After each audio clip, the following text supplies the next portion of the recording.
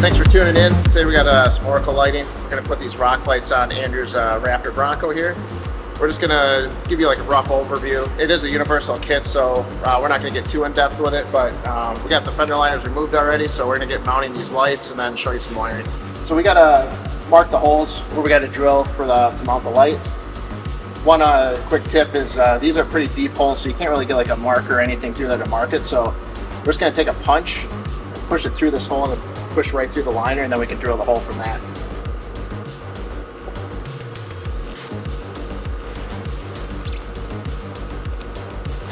So you can see our two little marks there. We're going to go ahead and drill those.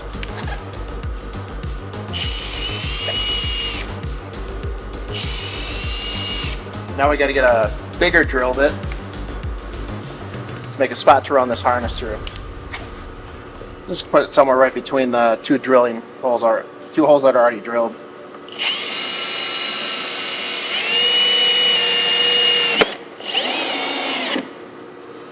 Alright, so we're going to route this through.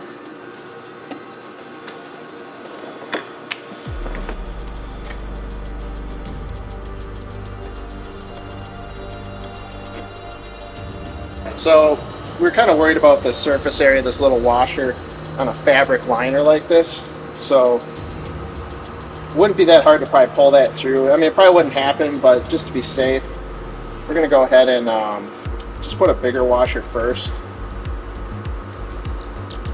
We'd have to pull that whole chunk out, which probably isn't going to happen. It just adds a little bit more security that these lights aren't going to fall out on us. Now we got to tighten this one up and do it 7 more times. Got the first one all installed and tightened. Next step is, well, before you even do this, you want to make sure you actually have enough clearance for the back of these bolts. You don't want to hit anything on the chassis like when you put the fender liner back in. You can always trim these, but we're on to installing the next 7, so make sure to grab some buddies and have them get to work.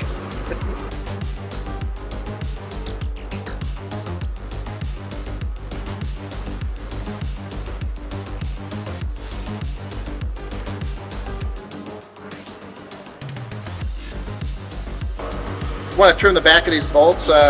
Might be a little too big, but I'll send it.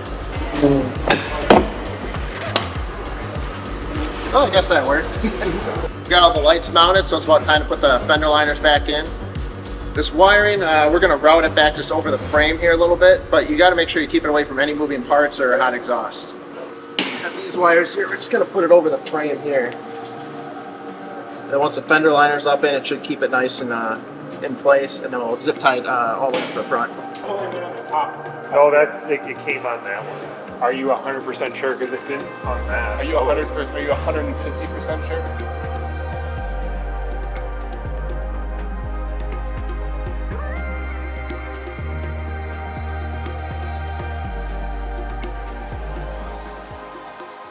So we're just routing the wiring now.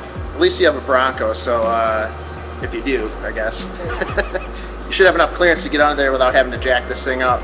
I started running the wiring from the right rear all the way across to the left rear, and now we're bringing it all the way up the frame rail. So we got 2 wires, which are actually from the right rear. We have extension harnesses, so we got to plug those in. We're about right under the driver's door here. That'll finish getting us up all the way under the hood. And then we got to connect that module, and we'll show you the rest of the line when we get to that point. All right, now we got to hook up this control box. We got 8 connectors here. That's for all 8 of the rock lights. Power and ground, and then we got a switch here. So we're gonna hook this all up and test out. I want to see how this switch works because we might try to wire this into the outfitters instead. So the wires are just too short. I'd recommend getting at least 4 extensions if you guys do this. But for now, we're just gonna put this in the fender liner area, and we'll get some extensions for later to move it. All right, so we just completed the wiring. We actually ended up hooking up to the battery instead of the upfitter switch because if you're at a car show or whatever, you want to turn the lights on, you don't have to have the ignition on to do that. So you can either control it with this remote, select the colors on off, or you get this app here which does the same exact stuff. So it's kind of cool. You can just do it either way. Real easy with the app. As soon as we installed the app, it found it, selected it, started working. So let's test it out. So we got the power button here.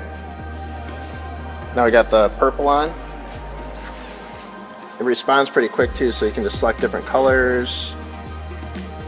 And that's pretty fast response time, which is kind of cool. And then same thing with the remote here. So we can switch the colors with that. Or you can turn it off of the remote also.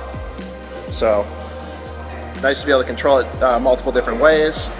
And we'll see. I don't think we're going to wire to the upfitter switches anymore, but you know, you don't really need to with this type of control. So overall, everything was pretty much plug and play, just power and ground in the battery. The only thing I wish we would have had is 2 more extension wires. I had to put the module kind of in this front left fender area. Would have been a lot nicer if I had it up under the hood. So if you're installing a kit like that, I'd recommend at least 4 extension wires. So other than that, everything went real smooth. They seem good so far.